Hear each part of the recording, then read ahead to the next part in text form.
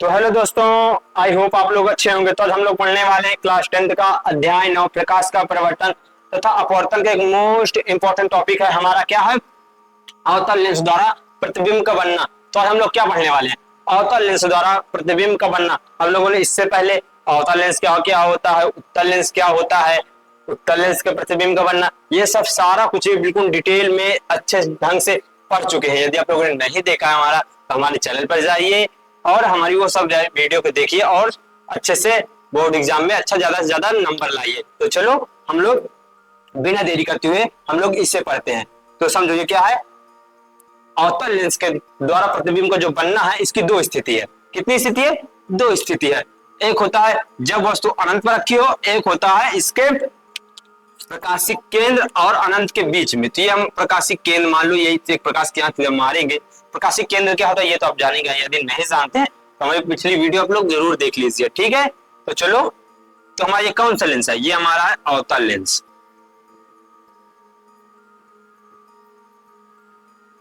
ठीक है। ये हमारा है अवतल लेंस। ये समझ गए ना आप लोग? अवतल लेंस में तो जानते ही होंगे, नहीं यदि नहीं जानते तो हमारा पिछला वीडियो जरूर देख लीजिए, ठीक है। ये समझ गए। अब ये आपको चित्र समझाते हैं और आपको ये प्रतिबिंब की जो स्थिति, आकार, प्रकृति है, ये क्या बनेगा, हम लोग इसे आपको समझाते हैं, ठीक है। जो इसका प्रतिबिंब, आपको पूरा पढ़ने की जरूरत नहीं है, आप लोग समझ लीजिए, बस इतना समझिए जो शॉर्ट में है, ठीक है ना। चलो शुरू करते हैं।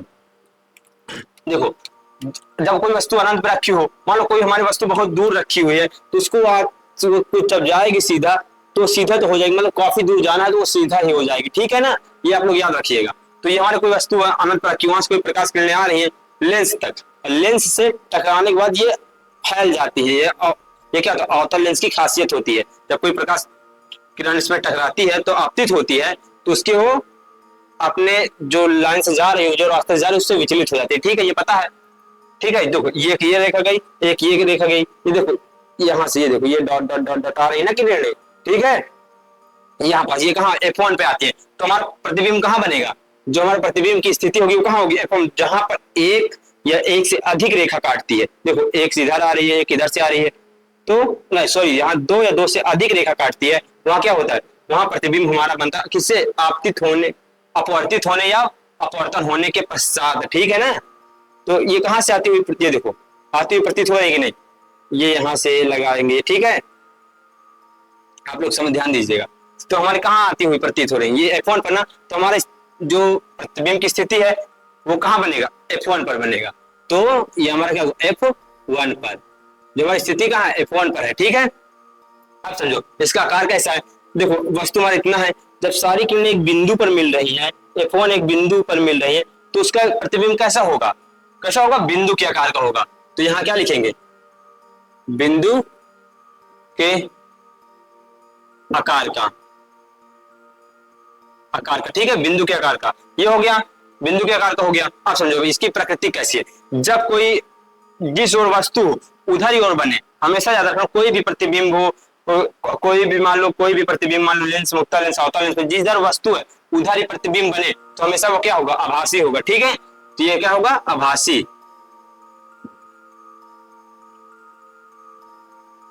तो ये आभासी हो गया। जब आभासी हो, आप देख रहे हैं कि आभासी है, तो हमेशा वो सीधा बनेगा। तो ये क्या होगा? ये हमेशा आभासी और सीधा रहेगा, ठीक है। ये होगा इसकी पहली स्थिति। अब हम आपको बताते हैं दूसरी स्थिति। अब हम लोग दूसरा समझते हैं। ये देखो ये हमारा क्या है? दूसरा नंबर, ठीक है। अब जब वस्तु अनंत तथा प्रकाशिक केंद्र के बीच में रखी हो, हमारा जो वस्तु है किसी प्रकाशिक और अनंत के बीच में रखा हो, ठीक है। ये हमारा अनंत है, ठीक है। मान लो अनंत, और मान लो यहाँ से यहाँ प्रकाशिक केंद्र है और ये अनंत मान लो काफी दूर होता है, तो इसके बीच में कहीं भी रखी हो, कहीं भी रखी हो, यहाँ से यहाँ तक, यहाँ से लेके यहाँ तक कहीं भी रखी हो, तो उसका जो प्रतिबिंब होगा वो कैसा बनेगा, ठीक है। किसमें है ये हो अवतल लेंस में, आप याद रखिएगा, अवतल लेंस में ही, ठीक है। तो ये हमारा क्या है? ये कौन सा लेंस है? ये हमारा अवतल लेंस है।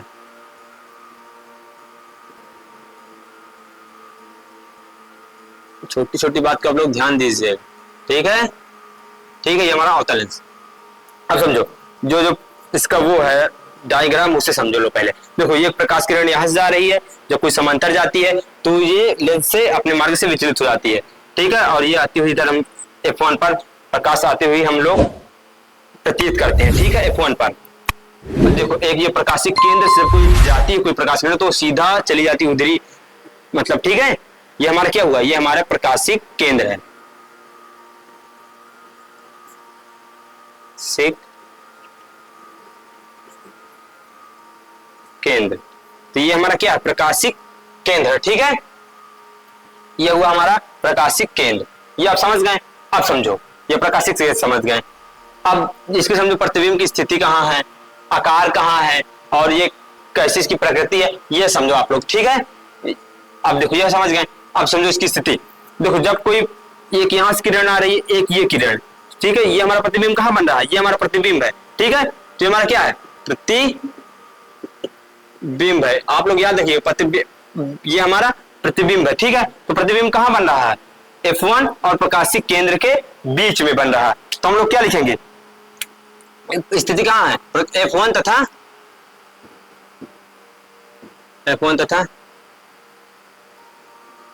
प्रकाशिक केंद्र के बीच में, ठीक है। ये समझ गए कहां बना प्रतिबिंब की स्थिति कहां है, F1 और प्रकाशिक केंद्र के बीच में, ठीक है। ये समझ गए। अब समझो इसका आकार कैसा है, देखो वस्तु इतना बड़ा है, ये इतना छोटा है, तो क्या वस्तु से छोटा है।